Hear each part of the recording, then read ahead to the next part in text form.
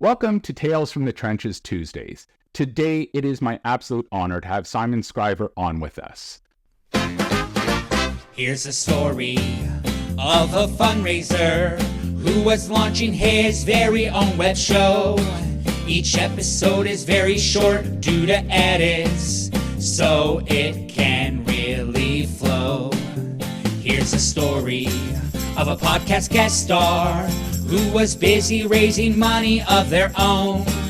They were each great in their own way, fundraising in his own. Till the one day when Jack asked a guest to join him, and they knew it was much more than a jest, that these guests must somehow form a resource. That's the way they all became the podcast guests. The podcast guests, the podcast guests. That's the way they became the podcast guests.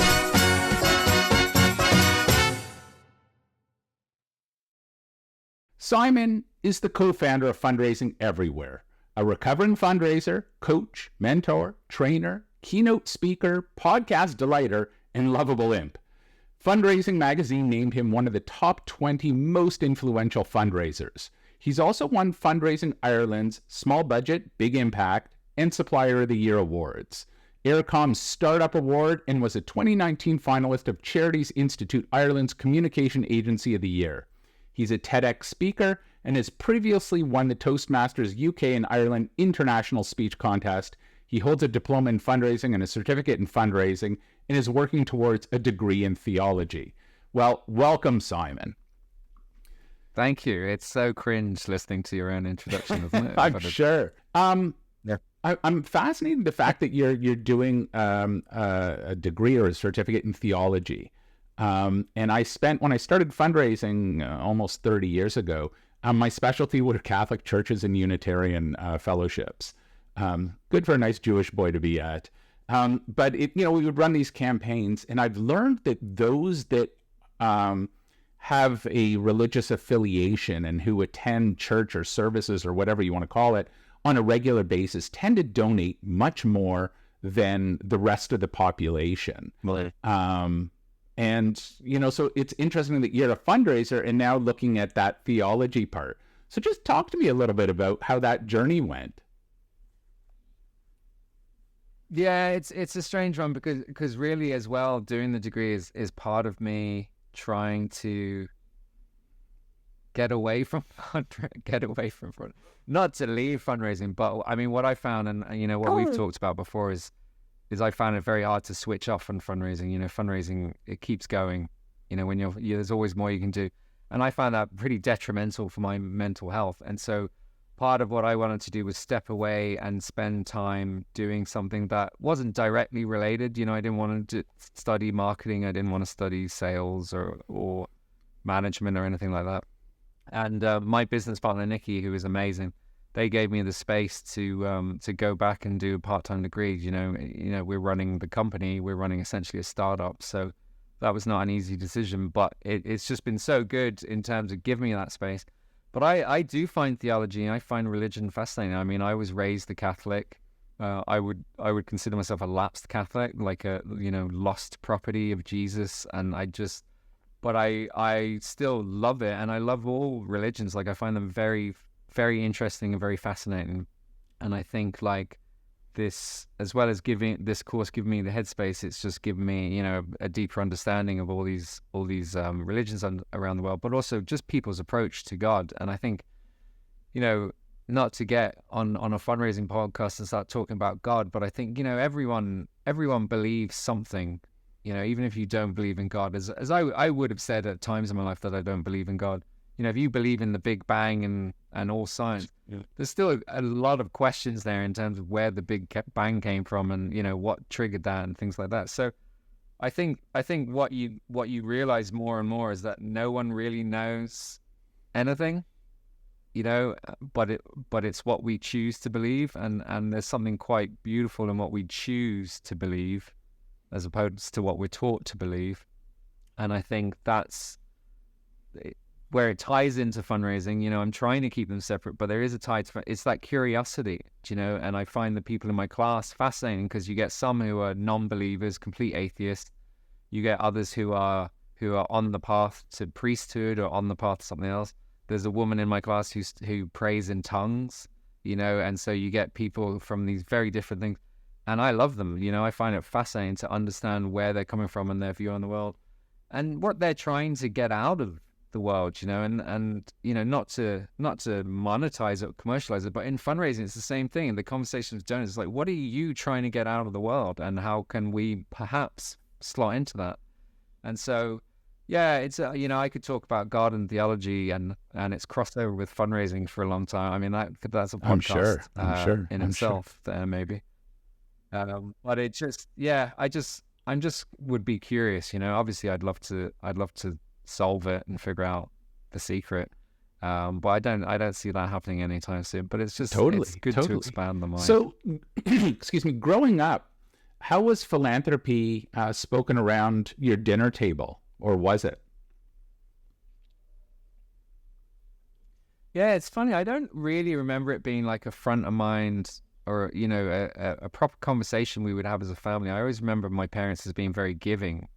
And I remember examples of them doing things for people and making donations. And when my dad died, you know, my dad died 15 years ago from leukemia. And when he died, he was sponsoring a child. And I remember that through my whole life. We always sponsored children, you know, through Plan.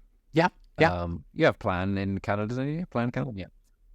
And they, when my dad died and we cancelled his sponsorship and then we took it over somewhere else, but they sent a big long personal letter to us because my dad had been doing it, I don't know, 40 years plus or something. Do you know, they sent this really lovely letter which just really was so striking that they acknowledged what had happened, you know, that he'd passed away and acknowledged the length of it and stuff.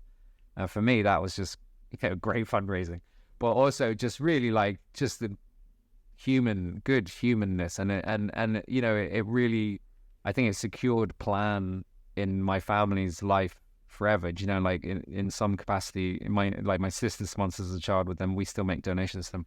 So, you know, those kind of examples are really good for fundraising. But beyond the child sponsorship, I don't remember it being like a conscious thing we discussed about. I remember more in school. You know, in school we would do a lot of fundraisers and we would talk a lot about giving and actually raising money. We would go and I remember being in like a newspaper photo because we raised money for I grew up in Hong Kong, so it was like the RSPCA in Hong Kong, the animal protection, and we had raised money for them.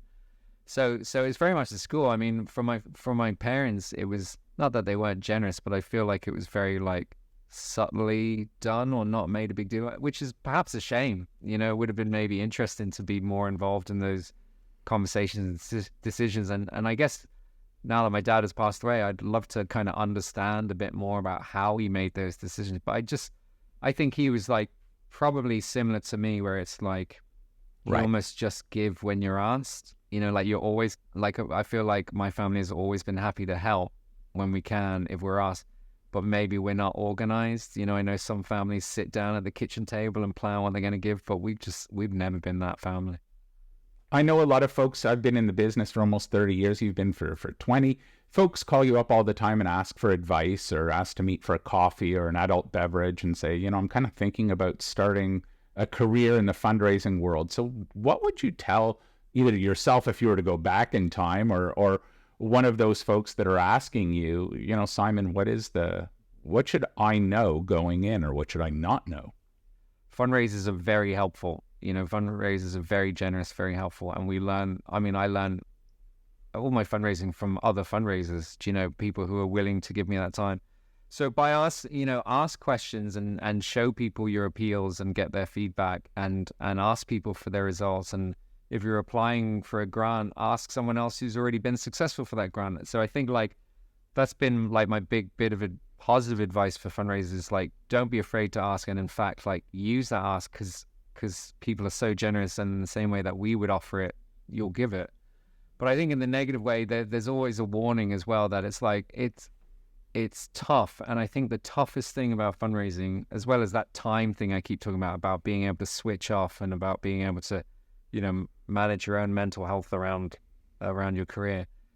I think the other thing in terms of it is just being aware of what the environment you're going into is. If you're the first fundraiser in an organization or a solo fundraiser, that can be a really brutal job because you're surrounded by people who almost certainly don't understand fundraising, but very possibly don't like fundraising. And I've worked with a lot of solo fundraisers. I used to coach a lot of solo fundraisers, and they would be working in an environment where, almost hostile, that they would be parked in a separate part of the office, that people would be like, complaining about the messages they were putting on social media or their appeals. And I've been in that environment where it's like you feel like not only are you trying to get the public on side, but you're also trying to get your own organization on side. And so I think it's like there is a warning for fundraisers that is an environment that you very often go into. It's manageable, but it's just, I think, realizing it's part of your job. It's like part of a fundraiser's job is internal management. It's getting them behind fundraising, getting them willing to make introductions, getting them willing to capture stories, and just like making sure they're not embarrassed of fundraising. Because if all the staff are embarrassed of fundraising, you're not going to feel like a charity 100%. that fundraisers, and so people aren't. So I think that's the big warning for people new and coming into fundraising. And I think even people who are established and long in fundraising, you might find yourself in that environment and think, this is awful, I hate fundraising. But it's like, I think there's an opportunity there because it is part of the job. And I think if you're a good fundraiser, if you're good at how you speak to donors and communicate with them, you're going to be good at how you speak and communicate internally. And so it's the same skill, but it's just remembering that is an audience. It's like a segment of your database is your coworkers who hate fundraising. And I think it's a very noble profession. Listen, in an ideal world, we just wake up in the morning and there'd be a pile of cash sitting on a desk as you walked in. No one would ever have to ask for it. But unfortunately, that's not the world we live in. It's not the universe. So you have to ask for it. But, people think it's, you're groveling or you're somehow, lowering your standards to fundraise. Sometimes they're seen as like used car salesmen or something like that. It's like needs a rebrand, doesn't it? And I know a lot of organizations, you've got like the proud fundraiser movement, and you've got some other online things where people are really like, I'm a fundraiser, all the charity defense council stuff and things like that, where it's like, yeah, I am a proud fundraiser, this is a real job, I know my stuff, I've worked hard at this, this is what happens when I do my job, this is how effective it is. But it is shifting that mindset away from, well, I'm just like squeezing money out of people and I'm just tricking people into giving me money. And actually it's like, no, I'm presenting my organization in a way that's really appealing to people. I'm helping people find our organization, people that want to change the world. I'm helping them find the work we're doing. And so, I mean, I think it's a noble profession. I'm a big believer in fundraising, and I love, through Fundraising Everywhere, especially, being able to support all these fundraisers around the world who feel the same as you and I, Jack, but like they're in an environment where they're being told fundraising is embarrassing and fundraising is an imposition. And so, I want more fundraisers. I've often found that those board members that complain or volunteer, so the folks that aren't very happy with their own personal gift and commitment and fundraising themselves, and are just kind of projecting that because it's easier than kind of looking at themselves in the mirror and saying, why am I so uncomfortable with fundraising? And they're really funny, those people, because they're when they're in your organization, if they're sitting on the board of your organization, they're very like, well, no one would ever donate to that. I would never, I would never. That's they're very negative. But then that they're interacting with other organizations as an independent, like as a member of the public, and they're falling for these same things. They're giving and they're pledging and they're responding to mailings, and those people are doing that. It's just they almost get like over critical or over analytical when they put their board member hat on, and it's just like, no, we can't do anything. The money just needs to come in, but they're all customers of countless products. They're all donors of countless other organizations. But for some reason, when they get around that board table, I always said there must be like a substance in board tables that just sucks out all the logic out of people. And We need to start. They need to start meeting in parks or something, because whatever is happening in a boardroom it's just sucking all the creativity, all the logic out of these meetings, and it's just terrible. Simon, this has been absolutely amazing. If folks wanted to get hold of you, how would they go about doing that? Yeah, the best way to find me is at fundraisingeverywhere.com. So Fundraising Everywhere is our online community for fundraisers. We do a lot of training, a lot of information resources on there for fundraisers. So fundraisingeverywhere.com, I'm always floating around there. But otherwise, LinkedIn is actually my social media of choice now that Twitter or X is starting to fade off.